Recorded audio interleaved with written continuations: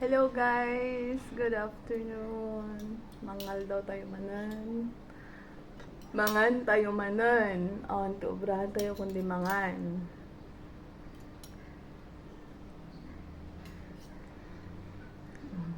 Iti sinangag iti dati silin namin nagado nga sili kod pinarabawak iti bawang.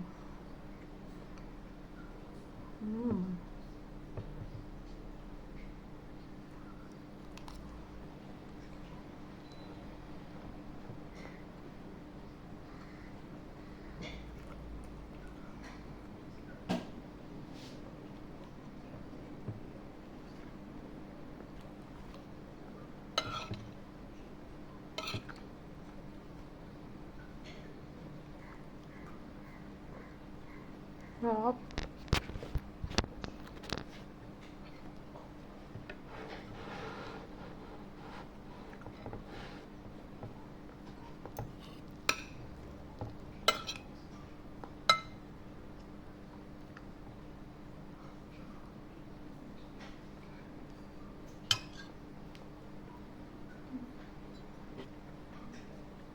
Orange juice tayo guys.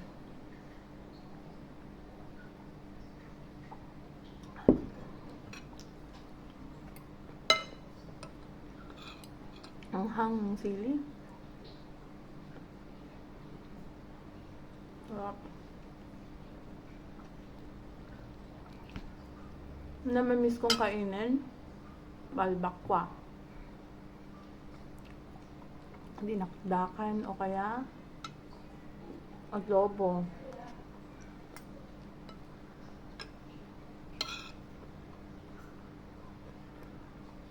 Sarap.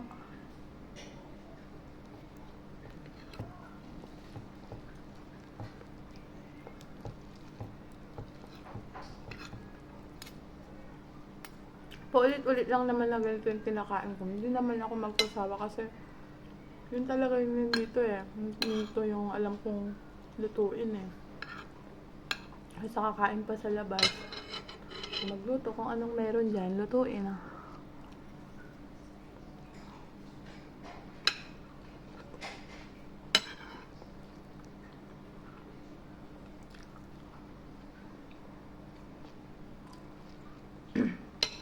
Sabayan niyo akong kumain.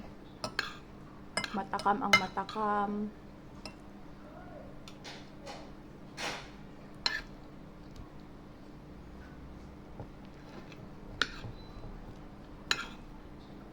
Ang mukbangers ng Claveria, Suliben.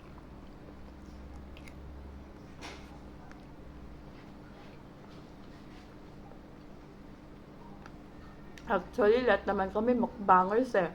Diba? Kain ng kain. Yung talaga hilig namin kumain. Kumain. With inom-inom konti. Oh, konti lang. Kahit nga punta sila magkuha ng tulya. May palanggana sa gitna. Naaanod. Napaanod pinagpapasapasaan. May lamang gin.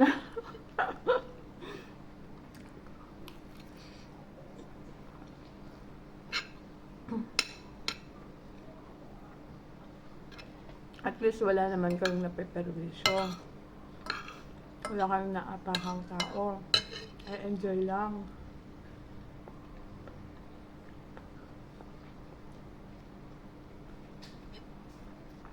Yun nga lang, kapag nasobrahang uminom, patugtog dyan ng malakas, balse-balse na dyan, sayaw-sayaw na dyan ang ginagawa. Lalo yung mga grupong domanisi dyan, di ba? Pag may tugtog, may sayaw. Naalala ko nung pandemic, na domanisi kami. Pagkatapos namin uminom, papatugtog kami, balse-balse na. Mamaya, nandyan na si Kagawad. Tahimik daw kasi bawal daw mag-ingay-ingay. May curfew kasi. Bawal din ang alak kasi noon. Hindi ko alam. Kung saan sila nakakakuha ng alak. Ang mahal ng alak noon, nung pandemic. Meron akong sekreto. Kung saan ko kumukuha ng alak. Ayaw ko sabihin.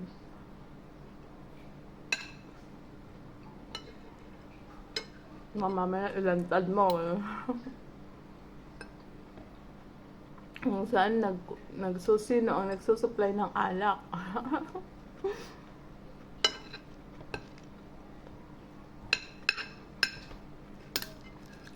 Mahal ng alak nun ay.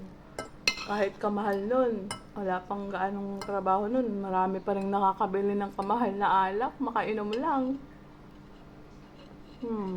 Diba? Bawat patak ay mahalaga.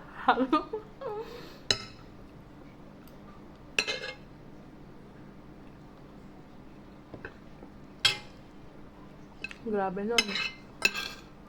Pandemic.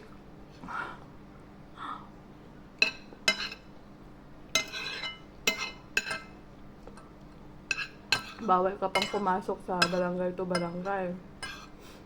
Namatay yung lolo ko nun, hindi kami pinapasok sa Santa Isabel.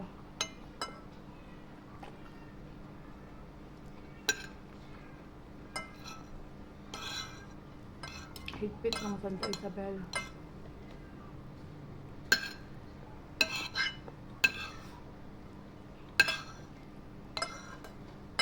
Hindi kami pinapasok dun nun. Santa Isabel, Ilagan, Isabela. Nandun kami sa may paalam lang sana kung papayagan kami. Sisilip lang naman sana. Since din naman kami galing sa ibang province, Isabela lang din naman. Hindi pa rin kami pinapasok.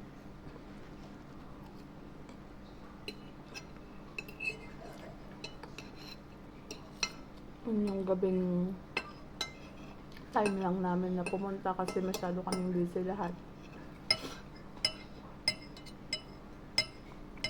Hindi kami binigyan ng pagkakataon doon ng barangay captain kasi kinausap pa namin si barangay captain noon. Napapasukin kami. Saklap. Hindi namin nakita yung lola namin sa huling sandali. Sa pandemic nung namatay siya. Pero ganoon talaga ang buhay. May nauuna, merong nahuhuli.